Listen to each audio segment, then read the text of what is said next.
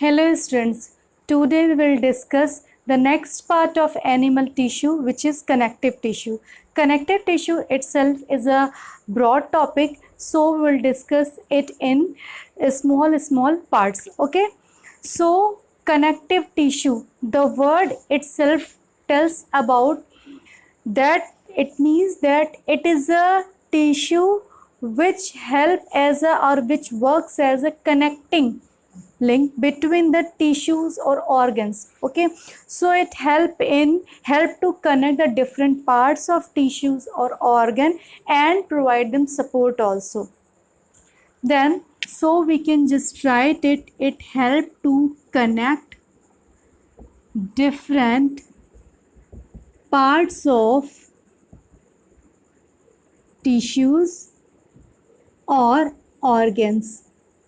Okay, then the next a very important point that it is most abundant in the animal body.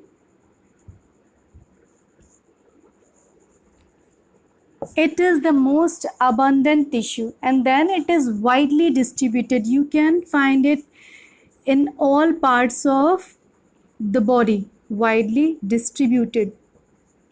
Then important points or important features related with this connective tissues are that the connective tissue are or the cells of connective tissues, except blood cells, the cells of connective tissues are secretes or they secretes different types of things. So let's see, they secretes some fibers. These fibers can be of collagen or elastin fiber. Okay, what is their function? These fibers help in providing the support, strength,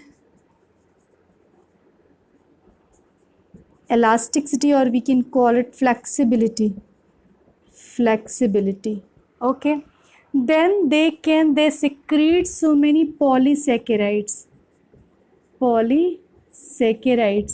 These polysaccharides acts as a cementing matrix, so they makes the cellular matrix of this connective tissue. Then they can also secrete some proteins also, okay, which we will discuss later. So there are the different things which these are the main features of the connective tissue. Depending upon the arrangement, depending upon the location and its function, connective tissues are classified in basically 3 types. So let's see. So it is first loose connective tissues, loose connective tissue. Then the second, it is dense connective tissue,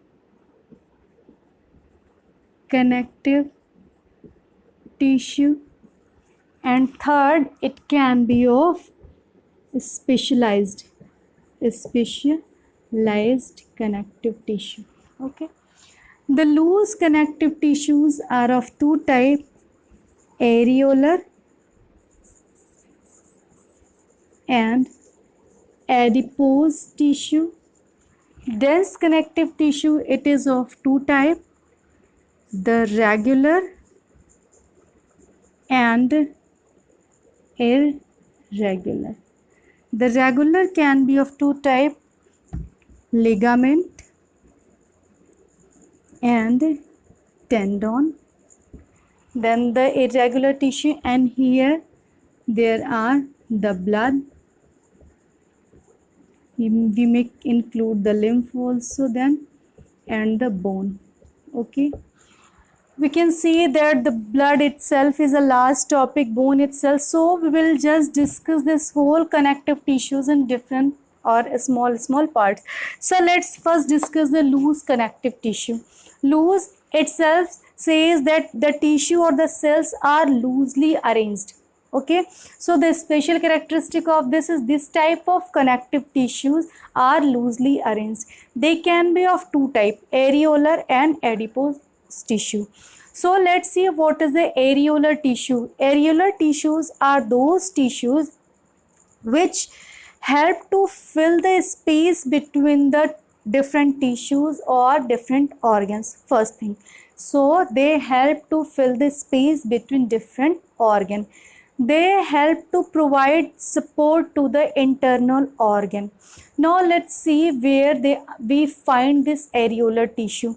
These we find the subcutaneous level, means below the skin, between the internal organs, okay, inside or around the blood vessels, nerve cells, and the bone marrow will find it. The special characteristic of areolar connective tissues, let's see what is this. So areolar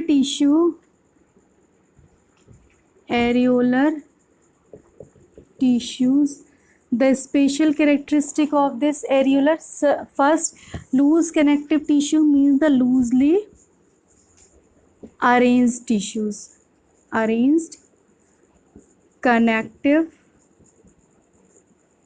tissue. Okay, so at first the areolar tissues, as we had discussed, they fill the space between organs. They provide support or framework to epithelial tissue,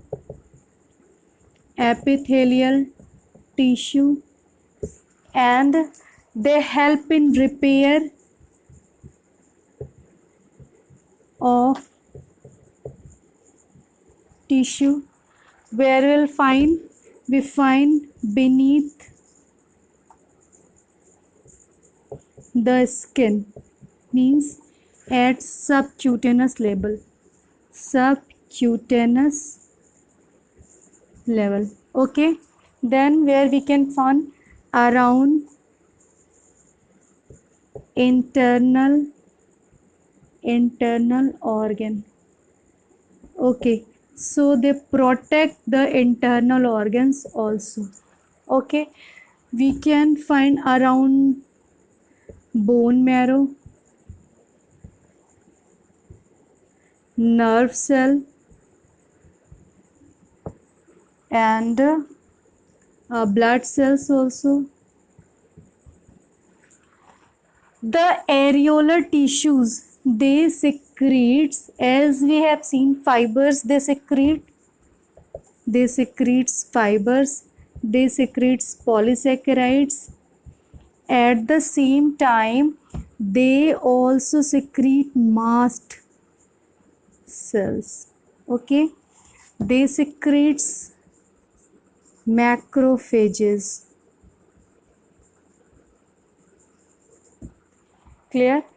What they do, this mast cell especially function at the time of infection, so they are in action at the time of infection or allergic condition, we can just say. Okay, macrophages, we know that macrophages are the first line of defense.